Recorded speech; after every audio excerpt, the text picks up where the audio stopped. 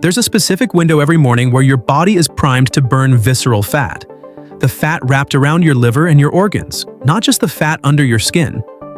Walking during that window can work incredibly well. So what actually changes when you walk before eating anything?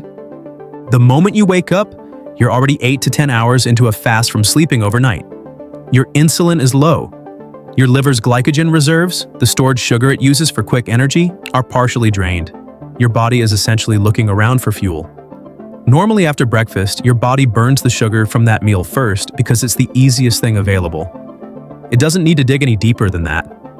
But with nothing in your stomach, there's barely any sugar circulating. So your body turns to something else. Stored fat. Here's where it gets specific to visceral fat. Because visceral fat is more metabolically active and more responsive to insulin than subcutaneous fat, when insulin drops low during a fasted state, it tends to release stored energy faster than the fat sitting under your skin. Low insulin is basically a green light. It tells your body it's safe to pull fat out of storage instead of holding on to it. Insulin is the gatekeeper here. As long as it's elevated, fat stays locked away no matter how much you want it gone. Drop it low enough, and visceral fat in particular starts responding faster than other fat deposits because it's wired to respond to that signal more sensitively in the first place.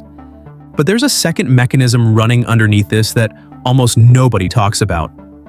When you contract your muscles by walking, your muscle cells can pull glucose directly out of your bloodstream without needing insulin to unlock the door. It's a separate pathway, almost like a backup entrance that bypasses the usual lock entirely. This means even in a fasted state with very little sugar around, the act of walking itself keeps your blood sugar stable and your body leaning further into fat burning instead of panicking and triggering a stress response. Without this mechanism, your blood sugar would be far less stable during a fast, and that instability is exactly what pushes the body towards stress hormones instead of fat oxidation. This is also why the type of walk matters. Just shuffling around the kitchen for 5 minutes won't do much. Your body needs sustained time in this fat-burning state to make a real dent. Somewhere around 30 to 45 minutes of walking gives your body enough time to meaningfully tap into those fat stores, especially the visceral kind. Anything shorter, and you're barely past the warm-up phase before you're back inside eating breakfast, having spent more time deciding to walk than actually being in the fat-burning window. Now here's the mistake that quietly cancels almost all of this out. Picture someone waking up, grabbing a sugary coffee or a quick biscuit, then heading out for their walk. They think they're doing a fasted walk. Metabolically, they're not.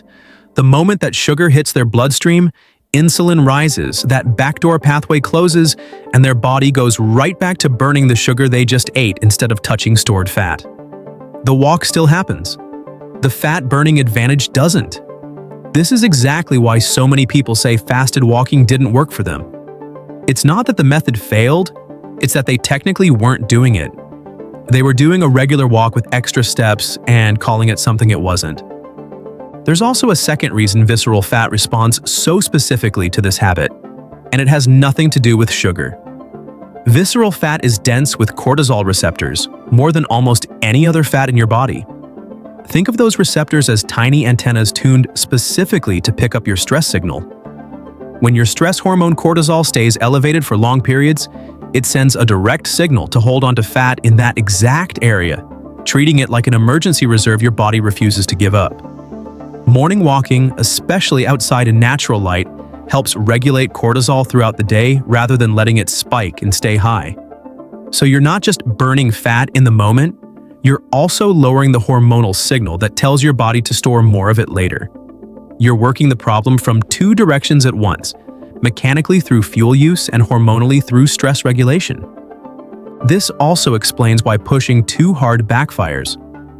Sprinting or doing an intense workout on an empty stomach can spike cortisol even further, which works directly against the exact thing you're trying to fix.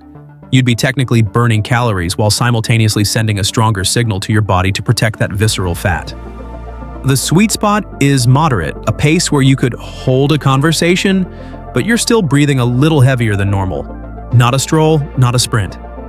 Steady movement that keeps your body in the zone where fat is being used for fuel without triggering a stress response, that quietly works against you in the background. If you want to push the effect slightly further, a few small additions help without breaking the fasted state. A glass of water before you head out keeps things moving and supports the metabolic processes involved in fat oxidation, since dehydration alone can blunt how efficiently your body handles this process. Black coffee beforehand can mildly increase fat burning for some people by giving a slight nudge to fat oxidation rates. But as long as it stays black, the moment sugar or milk goes in, you've effectively eaten. And that backdoor pathway closes again, undoing the entire setup before you've even left the house. None of this happens overnight. Visceral fat doesn't disappear in a week of morning walks. It responds more like a slow, steady reduction that compounds over weeks, not a sudden transformation you'll notice the next morning staring in the mirror. But this is also exactly why it works as a long-term habit instead of a short-term trick. Every fasted walk is a small signal: low insulin, an open backdoor for glucose, a slight dip in cortisol, repeated consistently until your body starts treating that state as the norm instead of the exception. Over weeks, those small signals stack into something your waistline actually reflects. So when you put it all together, here's what's actually happening underneath the surface. A fasted walk drops insulin low enough to unlock visceral fat specifically, more so than the fat sitting just under your skin.